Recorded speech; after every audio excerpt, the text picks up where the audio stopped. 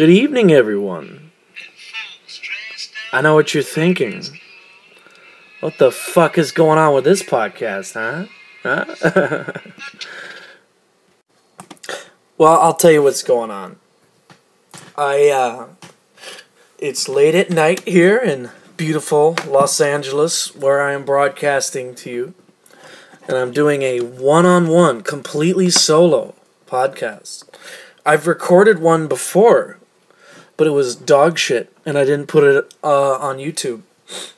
So, today, this is the debut of just me, Ignatius Cheese, James the Man. It's just me, baby, here with you. And, nothing but me, and what I'm gonna do is this is gonna be different. No screaming or yelling, no craziness. This is good vibes. I'm not gonna do that douchey late night classical music voice though. I'll try not to do that. I am merely keeping my voice down because all the neighbors in the world are asleep right now. Good vibes to your way, baby.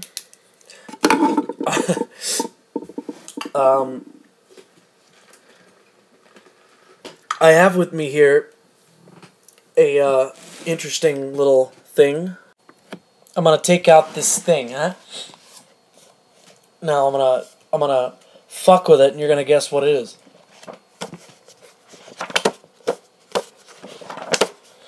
Sounds like a fucking book, right? A book it is. A damn fine book. A book on catch wrestling. A little bit of history. A little bit of basic summary, a little bit of techniques in the very back, and mostly interviews with old dudes, you know, great old school amateur catch wrestlers, pro wrestlers that are still around, and a couple guys like Josh Barnett, who's a young man. He's under 40 years old, and he's gonna fight Roy Nelson in the UFC.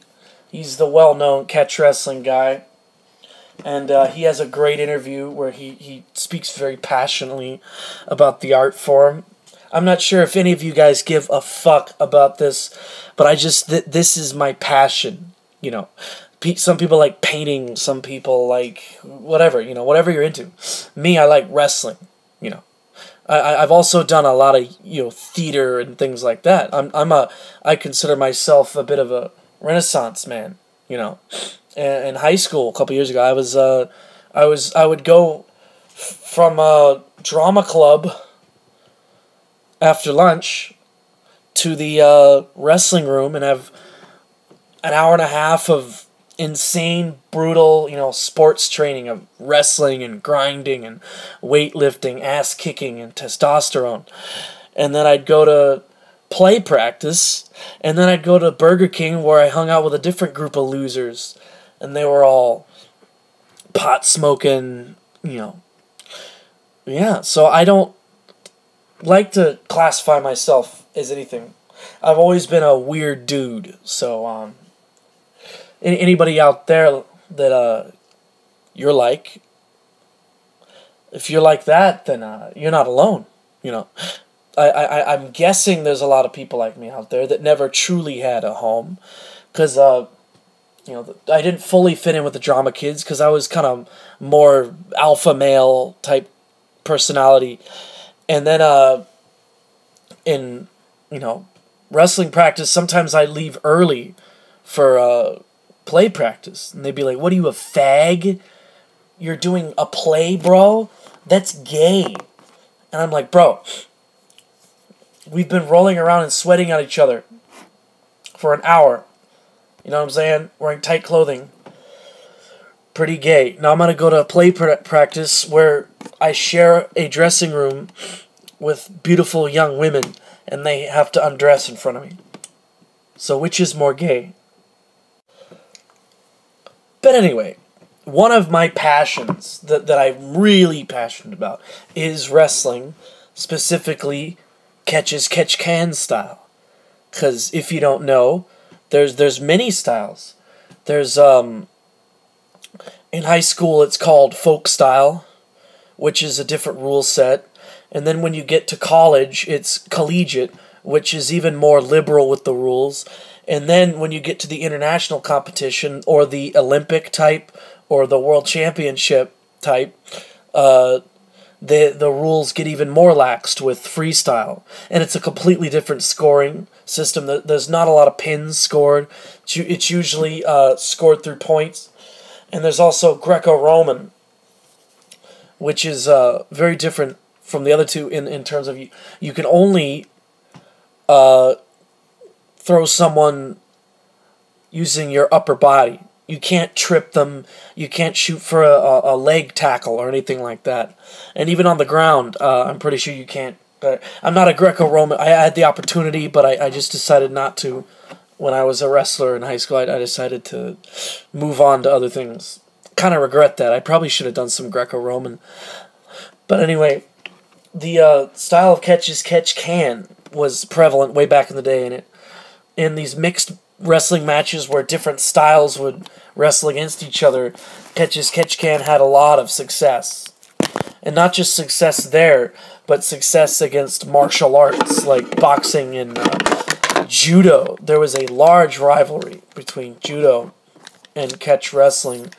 Not just there was a champion called Ad Santel. He was a one-time world champion in wrestling, and he defeated a judo guy who was the world champion, and he said, "I am now the judo world champion." And this guy didn't know anything about judo, and this drove the Kodokan school, the exclusive judo school in Japan, insane. They sent a dude after him, and this whole he'd grapple judo guys, he'd win, and a couple times he lost, but yeah, it was really fascinating. But way until now, where catch wrestling and Brazilian Jiu-Jitsu have a rivalry, and more than any single martial art, I say single, because catch as catch can. It is a hybrid of wrestling styles. But if we nitpick too much, we'd have no martial arts, All martial arts have descendant arts. The ancient martial arts are very lost to time in that regard. We have pictures of and it's all the same techniques, essentially. But, most single martial arts have fallen to Brazilian Jiu-Jitsu. Not always, of course. Judo has had success, same thing with Sambo, but not as blatant as catch wrestling has. It's very obvious, our mastery of leg locks, how differently we do it. Like Judo and Brazilian Jiu-Jitsu, I'm tired of the banter between them, because they're the same damn thing. They really are. The Gracie Jiu-Jitsu is more of a style of judo, in my opinion, because there's different styles of judo. Some schools do way more groundwork. Some schools have an old school mentality where they train more. They train a lot of self-defense techniques and things like that, which is employed in Gracie Jiu-Jitsu. Gracie Jiu-Jitsu, it kept the self-defense aspects of judo. And so it's essentially, if you're learning Gracie Jiu-Jitsu at a true Gracie Academy, what you're learning is very old-fashioned judo, where the groundwork was heavy. What the fuck was I talking about?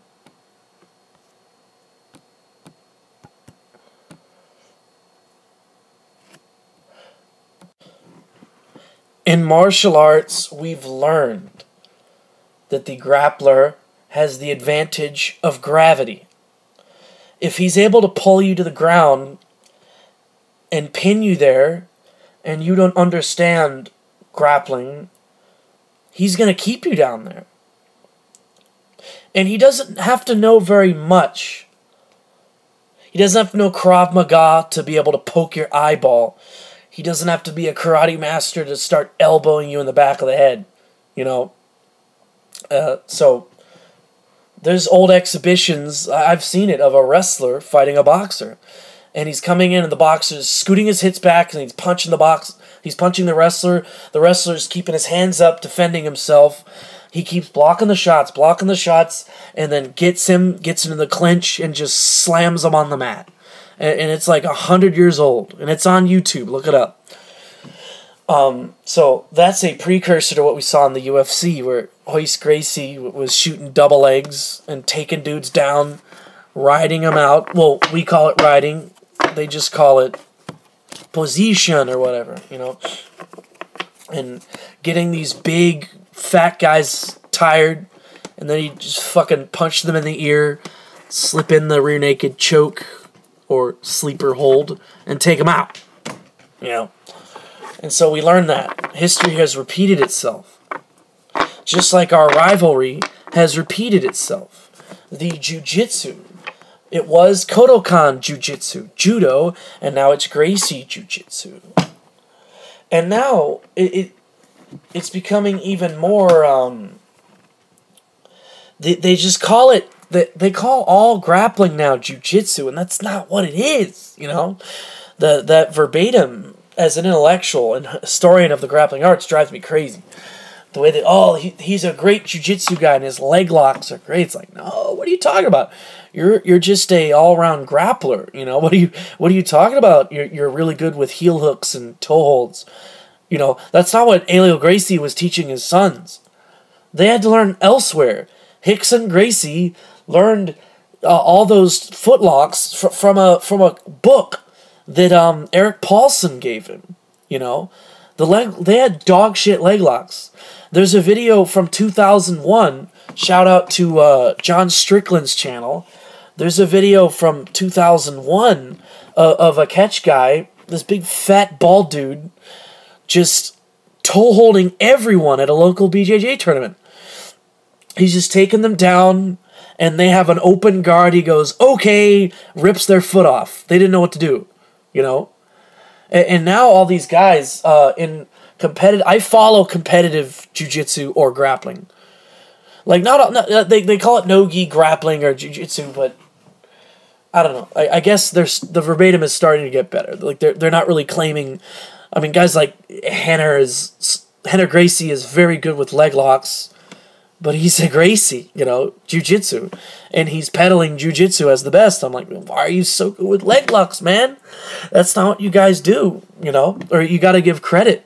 You have to give credit when it's due. The Western wrestlers that had to get hurt to find out those footlocks.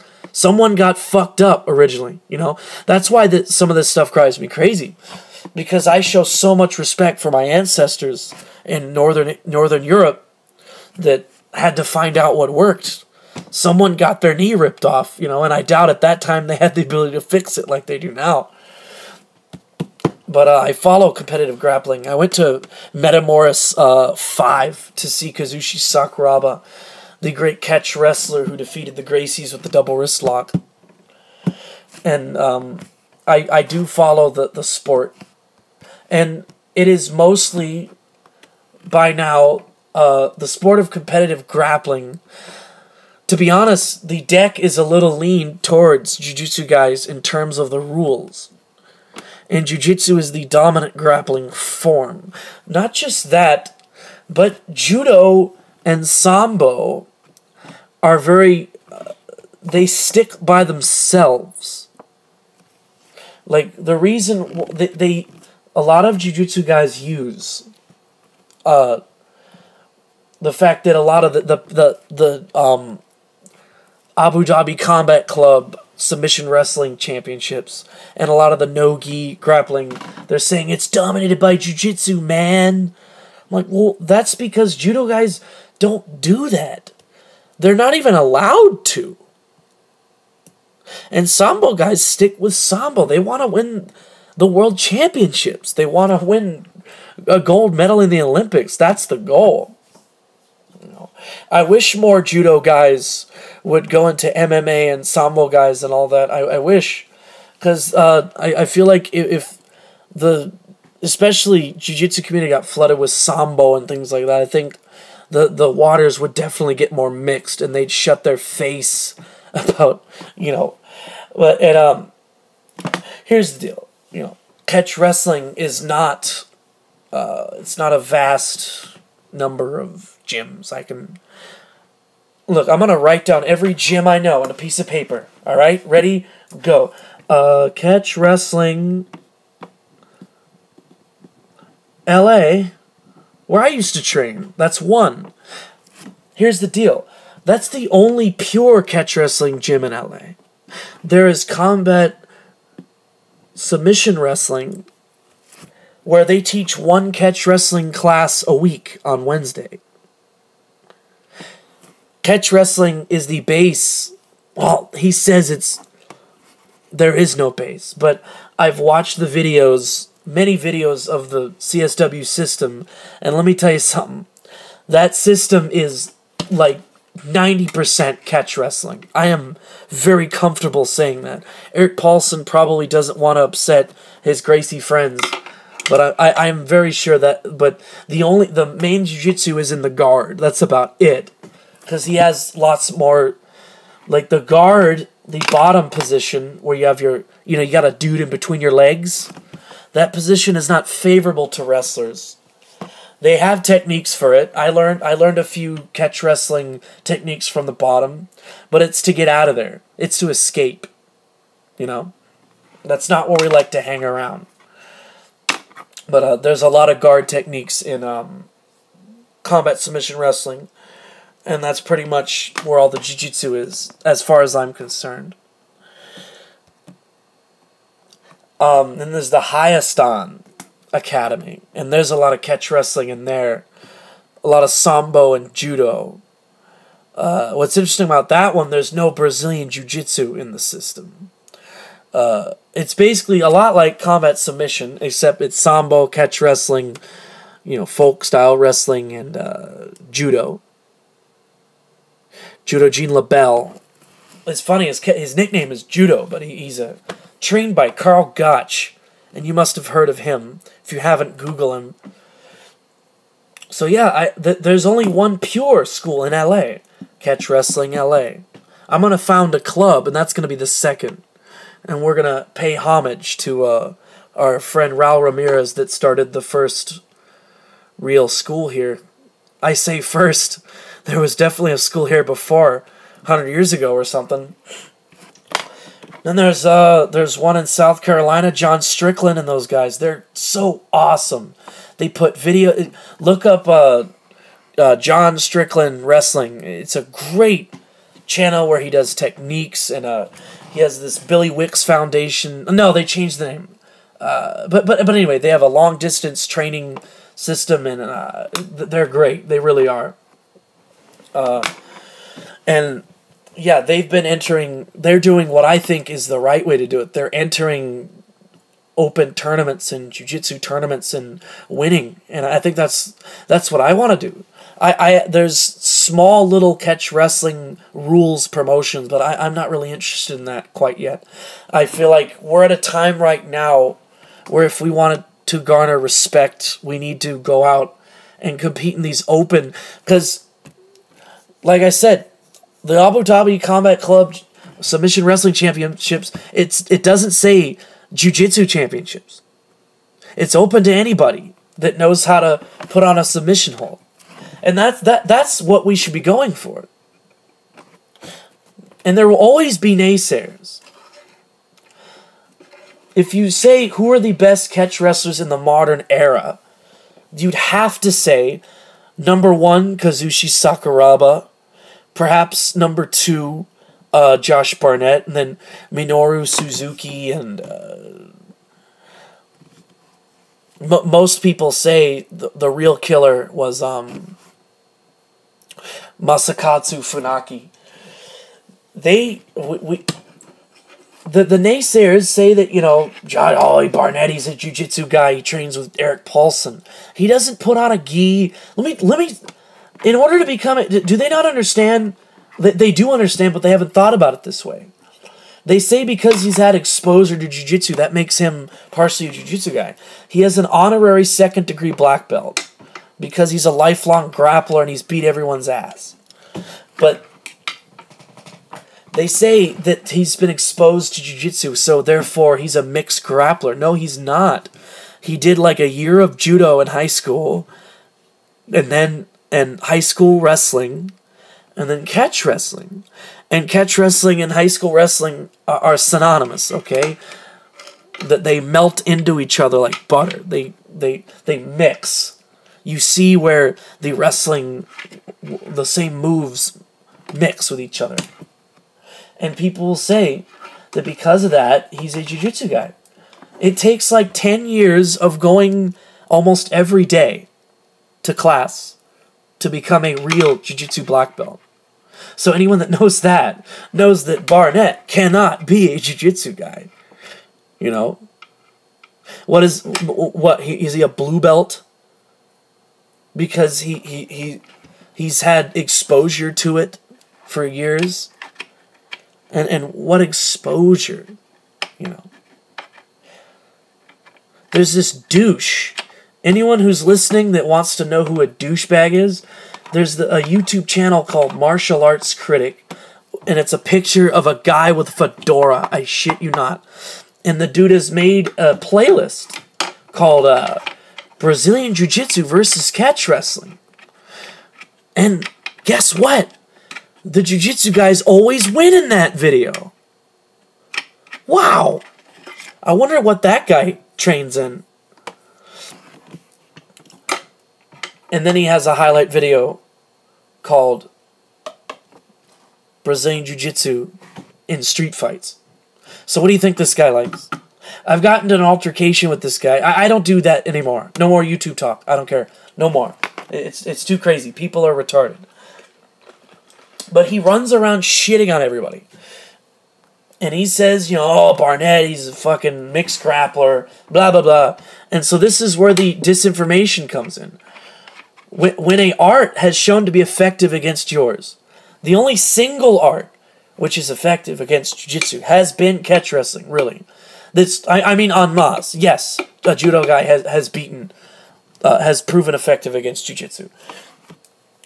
But, the success Catch has had against jiu-jitsu is upsetting to them, especially since there are so few gyms. If this art that barely any people practice is fucking them up time to time, that's gonna be upsetting, you know? And so their only course of action is to attack, discredit the best catch wrestlers that have had the most success. They say Barnett is, he's a secondary black belt. Don't you know that? He's also, no, he's not. He's not. It's honorary. Let's say it's the equivalent. Josh Barnett is a master grappler, so he was given an honorary second-degree black belt. It's basically the equivalent of if Josh wrote a great book, a brilliant novel, and Harvard gave him an honorary doctorate. That's what it's like. He didn't go to Harvard and study under them, but he wrote a great book, and he showed great talent in prose. That's what it's like. And then Sakuraba, they're claiming that this guy, and that this guy was stating it as fact. Okay, he's stated no evidence for this. I've never seen any evidence of this.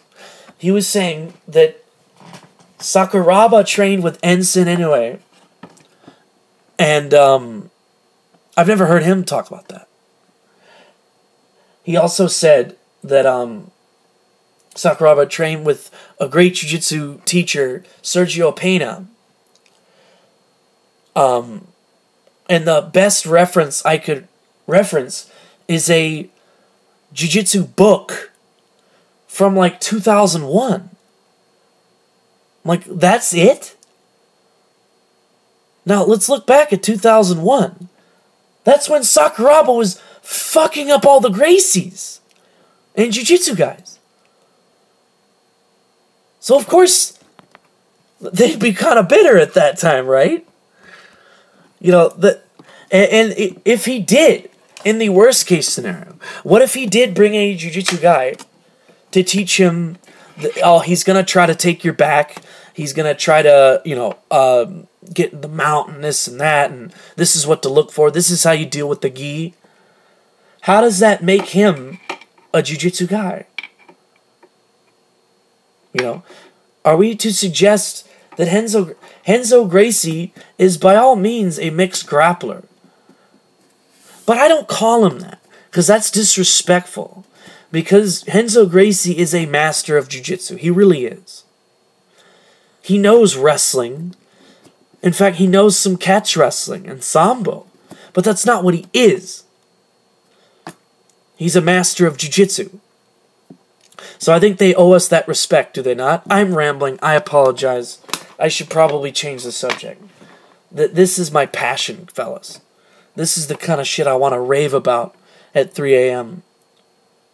I promised I wasn't going to get crazy, and all I had to do was talk about wrestling, and I got all crazy. I apologize. What a douche. I'm going to try to get prominent catch wrestling guys on, and I'm going to really try to get Josh Barnett on here. If he would give me 15 minutes of a time, that'd be so fucking awesome.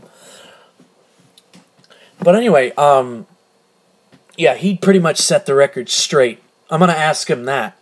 I'm going to have him set the record straight up on this podcast, if I can get him on here. I promise that to you. But I swear, no more wrestling for tonight. I promise you. I swore. I want to thank anyone who's listening right now.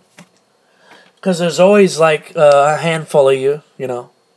I don't know why you're listening to this.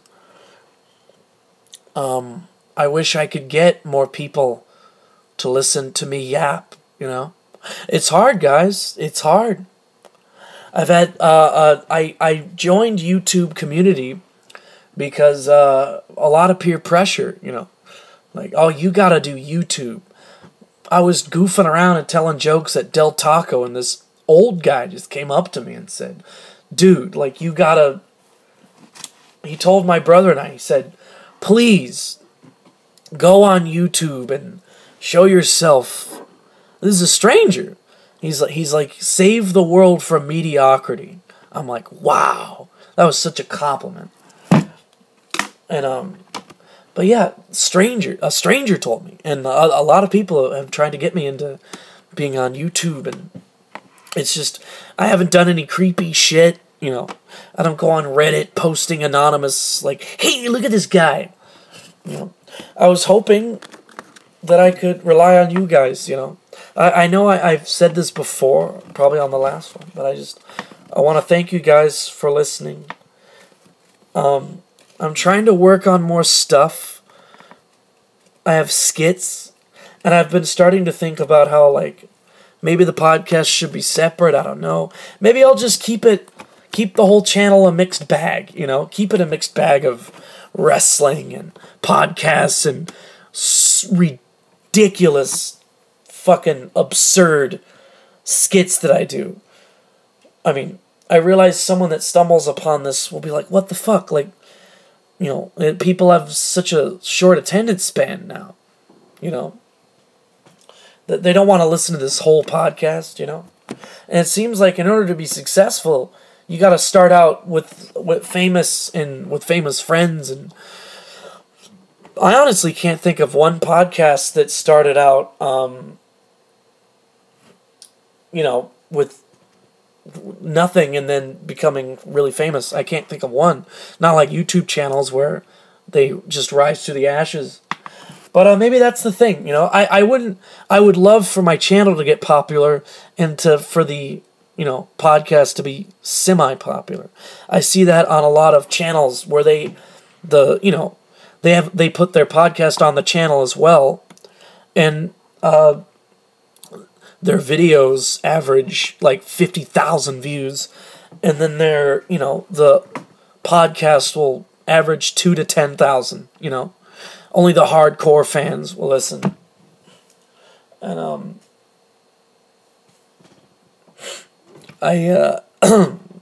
losing my voice here a little. I've been yapping too much. I beg you guys, share, if you like this, share this, you know, just with a few people, whatever goofy shit, you know, And I swear I'll try to be more consistent with my uploading, you know. I have other things I do, you know. I can't be making YouTube videos all day. Maybe eventually. But,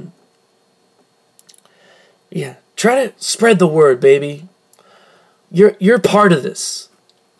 You're part of making the world less mediocre, less politically correct. We're in a battle, guys. We're in a battle against the social justice warriors. We are in the bullshitter army, you know. This channel, Ignatius Cheese, is and any social media account or eventually website, this is a solace for all you savages out there. You football-playing, kickboxing, fucking weed-smoking, skateboarding, bad motherfuckers. You drink beer. You drive a 95 Cadillac. You fuck with it. You try to make it sound louder. And feminists come up and complain, yeah, you're hurting the environment. It's too loud. It's upsetting my baby when it gets smoke in its face. And you're like, shut up, dumb bitch. Right? Does that make sense? You're part of a movement, baby. This ain't MGTOW. This ain't the manosphere. This ain't anything. This is a battle against mediocrity, stupidity, PC political correctness, against the tards, against the tyranny. We like guns. We like cars. We like speaking our mind. Even if, when you go to your job,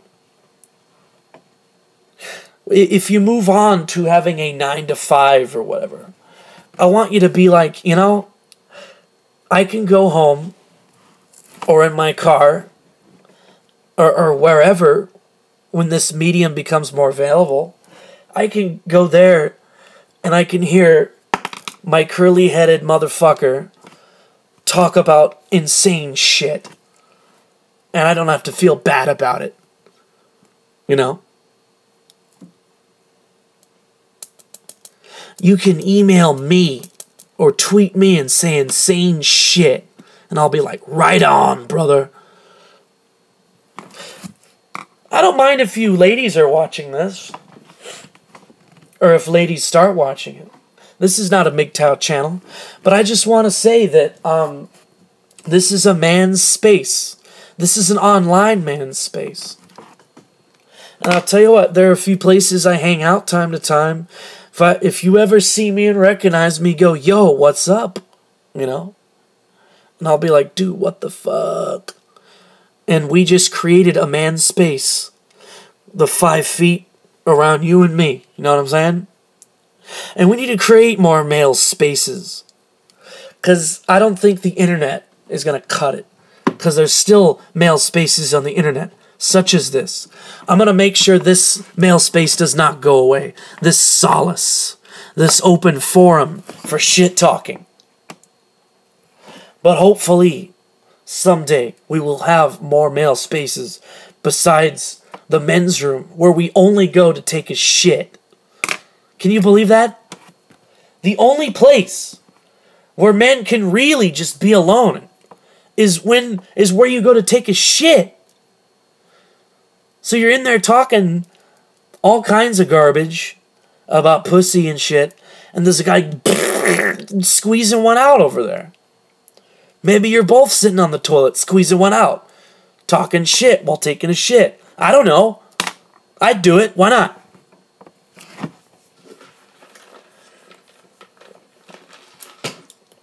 I'll tell you what, guys. I have less than 100 subscribers. Do you know how that feels to me? I've been making videos for 2 years. 2 years. Well, consistently, I mean. 100 is not the goal. 500 subscribers is not the goal. 1,000. Let's make that the goal, you fucking savages. We need 1,000 soldiers. Let's make this a movement. I love all of you. I want you to comment. I want you to say something ridiculous. I want you to go to the comment section and say something absolutely outrageous. Now, isn't this a change from the catch wrestling conversation? Wow. It's weird. Help me grow, baby. I love all of you. Spread the word.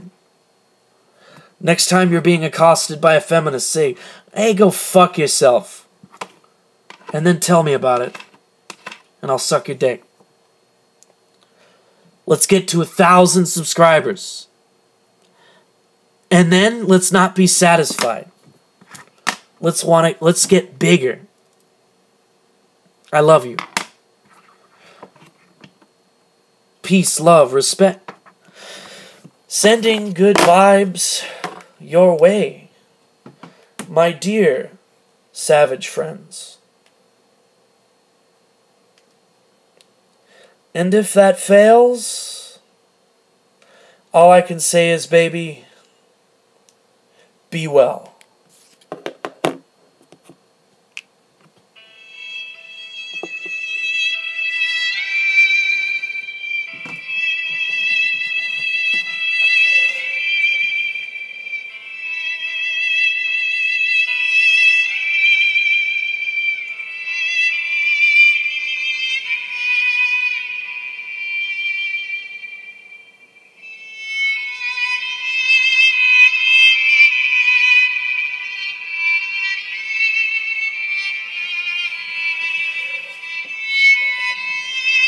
Good night.